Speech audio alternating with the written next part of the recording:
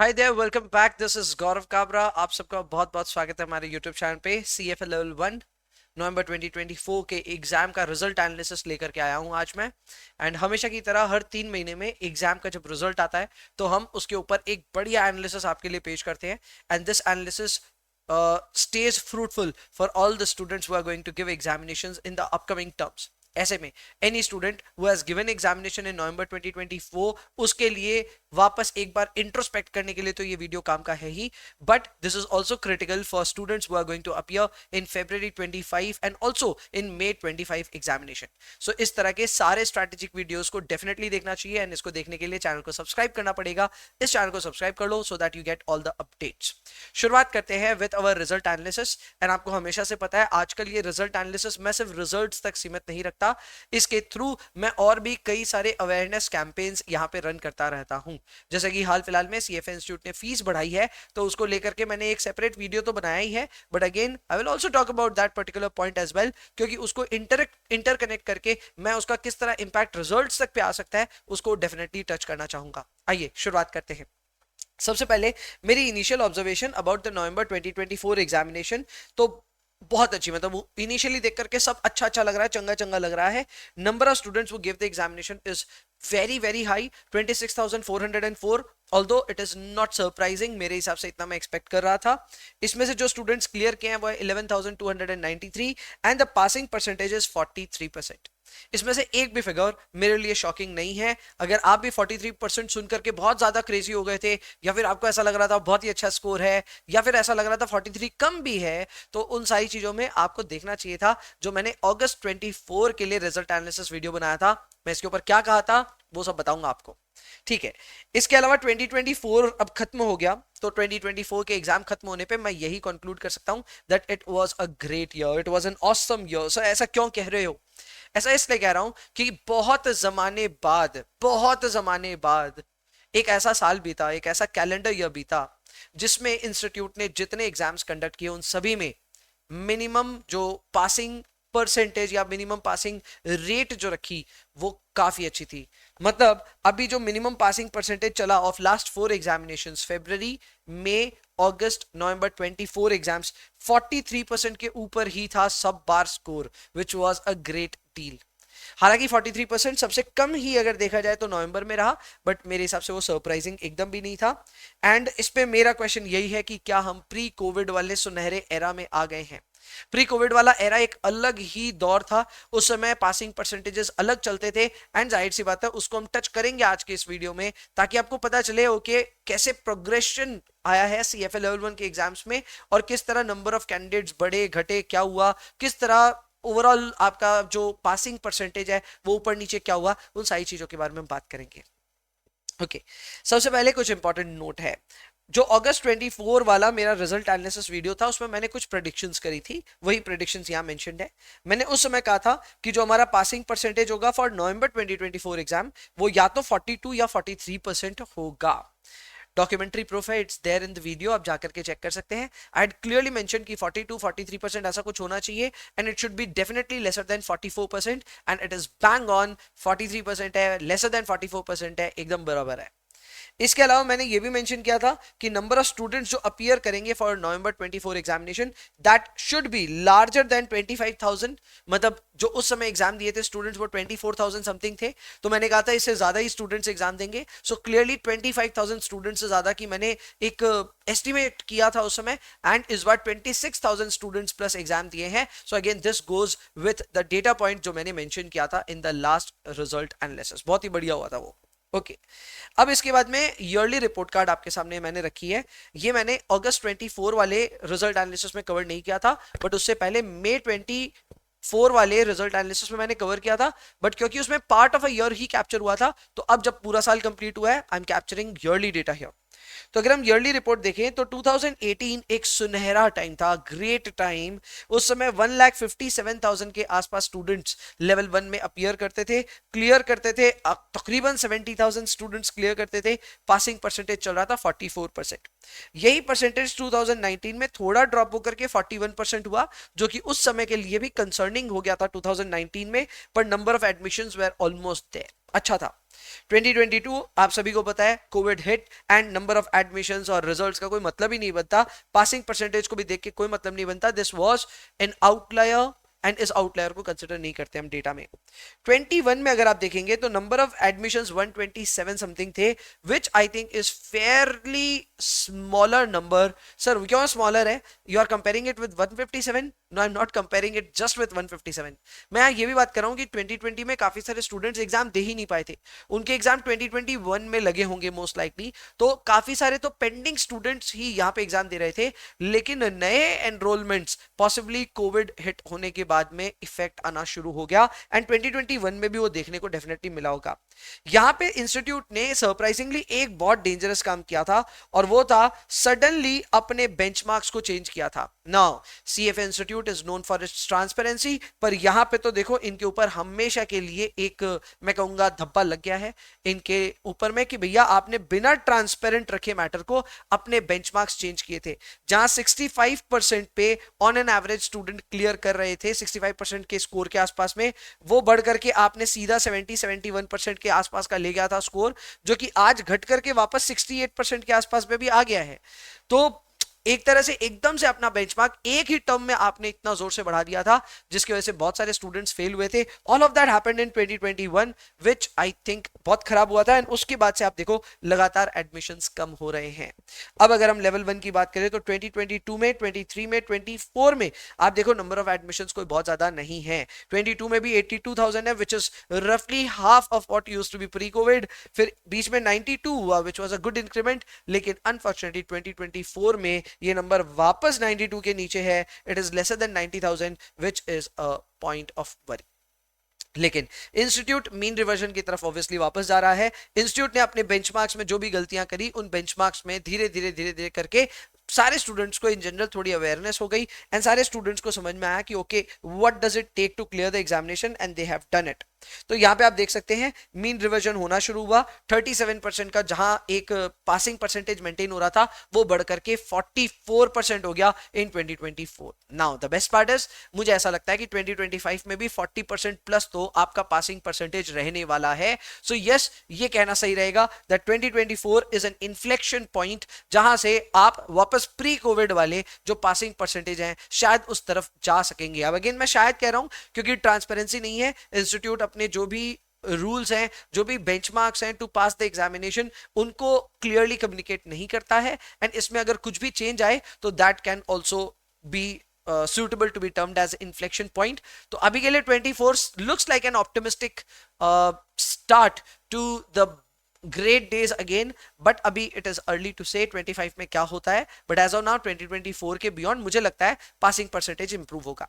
Sir इसका मतलब क्या, आप थोड़ा समझाओगे? इसका मतलब ये है कि I am assuming कि 2025 में या 26 में या 27 में जब भी आप अपना एग्जाम देंगे हर 10 में से कम 4 स्टूडेंट्स एग्जाम क्लियर करेंगे। ये नंबर बीच में बहुत गिर गया था, if you can see it was ranging around 30 to 35%। सो 100 में से 35 स्टूडेंट्स क्लियर करना वर्सेस 100 में से 41 स्टूडेंट्स क्लियर करना, it is still a significant boost and ये लेवल 1 के लिए जरूरी था। एंड नाउ लेवल 1 में ये एक मुझे थोड़ा सा एक इन्फ्लेक्शन पॉइंट की तरफ में एक अंदाजा लग रहा है। So just because of that, just because of this 44% number, ये 44% is the aggregate, is the average of the entire year. तो चारों टर्म का मिला के एवरेज आ रहा है 44% का, which I think is a great number considering the fact कि पिछले साल और उससे पिछले साल ये 37% ही था। So 44 is a great number. 2024 you have my heart. Great. आगे सर, आगे क्या है? आगे एमपीएस की अगर हम बात करें तो मिनिमम पासिंग स्कोर ना 68% के आसपास डेफिनेटली था, क्योंकि 67% के आसपास का जो मैंने एनालिसिस किया, वन ऑफ माय स्टूडेंट वो स्कोर्ड 67.2% प्रिसाइजली। मेरे एस्टिमेशन से, ऑब्वियसली एस्टिमेशन एरर हर जगह रहेगा, पर मेरे हिसाब से she scored around 67% and she just failed the examination, एकदम marginally she failed the examination. तो 67 I think was not great enough. 68 और पॉसिबली 69 के बीच में कहीं पे इंस्टीट्यूट का एक पासिंग बेंचमार्क रहा होगा एंड मैं यही चीज पे बार बार हिट करते आया हूं। ये फर्स्ट टाइम नहीं है जब मैं 68% को एमपीएस बता रहा हूं। 68% का MPS was maintained since last 3 terms at least and it will be maintained for the next 2-3 terms also. So अगर आप अपने एग्जाम की तैयारी कर रहे हैं 68% का एक अच्छा बेंचमार्क सोच करके जाना is a good thing, but 68 should not be your actual benchmark. Your actual benchmark should be 75% or more. We'll be talking about that, don't worry. But हाँ ये कंसिस्टेंट है with the past few terms and I also think कि future में भी ये continue हो सकता है। 90 परसेंटाइल अभी भी मुझे लगता है वही 80 81% 82% के आसपास का फिगर पे ही होता है एंड अभी भी 82% के आसपास के फिगर पे रहा होगा 90 परसेंटाइल का amount. So any student who has got 90 percentile और even larger than that, then उनका एक्यूरेसी लेवल 82% के ऊपर ही रहा होगा या 80% के तो ऊपर डेफिनेटली रहा होगा। अब इसमें उन स्टूडेंट्स को मैं एड्रेस करना चाहता हूं कि जिनके भी 90 परसेंटाइल के ऊपर आया है, आपके घर पे कितने परसेंटेजेस आ रहे थे, यानी जब आप कैंडिडेट रिसोर्स खुद से सॉल्व कर रहे थे एग्जाम से पहले, उस समय आपके क्या परसेंटेजेस आ रहे थे, जरा कॉमेंट में अपने दोस्तों के साथ शेयर कीजिए। बिकॉज अगर आपके कैंडिडेट रिसोर्स के परसेंटेजेस अच्छे आ रहे थे तो वही चीज सबको बताना जरूरी है कि पहले से आपके परसेंटेजेस अच्छे आ रहे थे, फिर आपका एग्जाम में 82 83% का स्कोर आया होगा। क्लियर? सो जो भी आपका आ रहा था जेन्युइनली लिख दीजिएगा। अगर आपकी स्टोरी एक हीरोइक स्टोरी है, यानी आपके घर में 65% आ रहे थे लेकिन एग्जाम में जाके 90% आया, तो प्लीज एक डिस्क्लेमर दे देना दैट ये आपके साथ हुआ है, हर किसी के साथ नहीं होगा। प्लीज एक डिस्क्लेमर दे देना, पर कॉमेंट्स में अपनी कहानियां जरूर लिख करके जाना। ओके, अब पर्सनल टेक्स की बारी आ गई। अब देखो एक एक करके मैं अपनी सारी बातें जो हैं उनको रखना चाहूंगा। तो number 1, number of active level 1 candidates अभी भी फॉल कर रहा है globally. This is not a nice number. Although हम इंडियंस को ऐसा लगता है कि सीएफए इन जनरल ग्रो कर रहा है, number of students, number of candidates CFA में बढ़ते जा रहे हैं, हम सबको ऐसा लगता है। This is not actually true. India में भी ये नंबर गिर रहा है, ग्लोबली भी ये नंबर गिर रहा है and that is a cause of concern. सभी के लिए कॉज ऑफ कंसर्न है, सबसे ज्यादा cause of concern CFA institute के लिए ही होगा। सो यस, जो भी स्टूडेंट या कोई भी जूनियर आकर के आपको बोलता है ना सर सीएफए तो सभी कर रहे हैं, या फिर number of students giving CFA exam in India तो it is rising year on year, tell them the truth, it is not. Okay, number 2, increasing fees एक कंसर्न है और यही मैं इंडियंस की प्रॉब्लम सामने रख रहा हूं। इंडियंस के लिए ये एग्जाम इतना भी एक्सपेंसिव मत कर दीजिए कि ये हमारी रीच के बाहर हो जाए, कंसिडरिंग द फैक्ट कि हमारा रुपी के और डॉलर का क्या रिलेशनशिप चल रहा है, ये हमसे छुपा हुआ नहीं है। फिर हमारी गवर्नमेंट जीएसटी के नाम पे 18% आपकी फीस पे चार्ज करती है, ये भी आपसे छुपा नहीं है। एंड ऊपर से फी का इतना जोर इंक्रीमेंट होना, खास करके जो 2026 ईयर एंड ऑनवर्ड्स के लिए फीस अनाउंस हुई है, वो मेरे को थोड़ी सी डराती है एंड किसी को भी डराएगी। Fees is now significantly high and मेरे हिसाब से किसी भी स्टूडेंट को अगर यहाँ पे $3,000 के बियॉन्ड आपका लेवल 1, लेवल 2 और लेवल 3 का खर्चा आ रहा है, that is not less, that is huge in fact. And उसका अगर रियल कॉस्ट हम निकालेंगे by the time you will be completing your level 3, अगर वो 4.5-5 लाख का खर्चा आ रहा है तो मेरे हिसाब से वो काफी सिग्निफिकेंट अमाउंट है एंड इसके बारे में सीएफए इंस्टीट्यूट को सोचना पड़ेगा। नहीं तो ग्लोबली जो हो रहा है शायद इंडिया में वो कंटिन्यू होगा, number of students will continue to decline. Sir 2025 examinations में क्या हुआ, 40% के आसपास का पासिंग परसेंटेज मेरे को लगता है मेंटेन होना चाहिए। 24 में 44% रहा, 25 में भी 40 प्लस तो रहना चाहिए इन ऑल द टर्म्स। मेरा ये अनुमान है, it I may be wrong, I may be right, पर अगर मैं राइट हुआ तो आगे बताऊंगा आपको नेक्स्ट टाइम, ठीक है। सर इसके अलावा you have to be watchful for MPs. अब एमपीएस को लेकर के मुझे ऐसा लगता है दैट हम 68% के नीचे कब जाएंगे, मैं वो वेट कर रहा हूं, क्योंकि प्री कोविड लेवल में ये 65% के आसपास होता था, अब ये 68% पे स्टेशनरी है, so it is not moving here and there, but I would still be watchful कि क्या ये 68 के नीचे जाता है क्या। सच बताऊं तो इस टर्म पे मेरे को उम्मीद थी कि ये 67 की तरफ चला जाएगा, पर ये नहीं गया। ये 69 से 68 आया और 68 से शायद 67 भी जाए, पर अभी इस टर्म तो नहीं गया। मुझे उम्मीद थी ऐसा हो जाएगा, पर नहीं हुआ। क्या आगे हो सकता है? मे बी, पर क्या आपको उस भरोसे रहना चाहिए? नहीं। एंड इसीलिए आपके लिए कुछ बेंचमार्क्स है जो मैं आपके लिए लेकर के आया हूं। कैंडिडेट रिसोर्स की बात आती है, यानी कि इंस्टीट्यूट के जो क्वेश्चंस हैं जो आप ऑनलाइन सॉल्व करते हो 1600 के आसपास जो ओपन है, अगर आपने प्रैक्टिस पैक लिया हुआ है तो और 1000 क्वेश्चंस आपके पास में है, तो उनमें अगर आपका स्कोर 70% के नीचे आ रहा है तो आप एग्जाम डिफर करने का सोच सकते हैं। 70% के नीचे आ रहा है तो, हालांकि 70 पे भी मुझे पता है कई लोग चांस लेना चाहेंगे, इसलिए मैंने लिखा है 70 to 75 you can take your chance, it's a grey area. ये वो एरिया है जहां पे मैं कहूंगा आप कंफर्ट से दूर हैं, but you can still fancy your chances, you can still appear for the exam and who knows you might just be able to clear it. But anybody getting a score of 65%, 66% in the candidate resource and still thinking to go for the examination, I think you should wait. You shouldn't be going for the examination. 66-67% अगर candidate resource में आ रहा है और exam देने जा रहे हो तो मेरे हिसाब से सही नहीं कर रहे हो। किसी भी स्टूडेंट का 75% से ज्यादा आ रहा है अगर कैंडिडेट रिसोर्स में, देन ही और she has a high probability of passing the examination. वैसे में आपको सोचना नहीं चाहिए डेफरल के बारे में, you should be going and taking the exam. Sir अगर किसी को फेल होना तो उसके लिए रेसिपी क्या है? फेल होने के लिए रेसिपी एकदम सिंपल है, एग्जाम के लिए हड़बड़ मचा दीजिए। यानी कि एग्जाम 6 महीने 7 महीने में नहीं बल्कि 2 महीने में प्रिपेयर करने का एक वो लेकर के चलिए, क्या बोलते हैं, टारगेट लेकर के चलिए। मैं ऐसा नहीं कह रहा हो नहीं सकता, पर जब आप हड़बड़ मचाते हैं तो कई क्रिटिकल एरियाज पे आप काम करने से चूक जाते हैं। कई बार वो कॉन्फिडेंस नहीं बन पाता, कई बार आप प्रैक्टिस उतना नहीं कर पाते और कई बार तो आपका ओवरऑल स्कोर ही नहीं बन पाता। ऐसे में अगर आप एग्जाम के लिए रश करते हैं, हड़बड़ मचाते हैं, या फिर आप अपना एग्जामिनेशन मान लीजिए प्लान किए 10 महीने बाद, after 10 months you have your examination schedule but you are not studying right now, you'll possibly study only in the last 2-3 months. That is also equivalent to rushing for the examination and that is a clear recipe to fail the exam. So अगर आपको उससे बचना है, please be mindful कि exam आ रहा है sir पे, तो ऐसे में थोड़ा थोड़ा करके प्लीज पढ़िए, हर रोज पढ़िए, हर हफ्ते पढ़िए, धीरे धीरे एक एक स्टेप लीजिए। सर जॉब या फिर फैमिली के ऊपर में क्या अपने एग्जाम को प्रायोरिटाइज करना पड़ेगा? यस करना पड़ेगा। ये ऑब्वियसली फेब्रुअरी कैंडिडेट्स के लिए तो डेफिनेटली ये मैं कहूंगा ही, पर मे वालों के लिए भी दिस इज द टाइम जब आप अपने एग्जामिनेशन को लेकर के प्लीज सीरियस हो जाइए। फेब्रुअरी तो एकदम सर पे है, बट मे के लिए भी मैं अभी से कहूंगा प्लीज अपने एग्जाम को थोड़ा प्रायोरिटाइज कीजिए। This is not an easy exam, it will take a lot of your time and effort, so please prioritise exam before your family and also before your job if it is possible.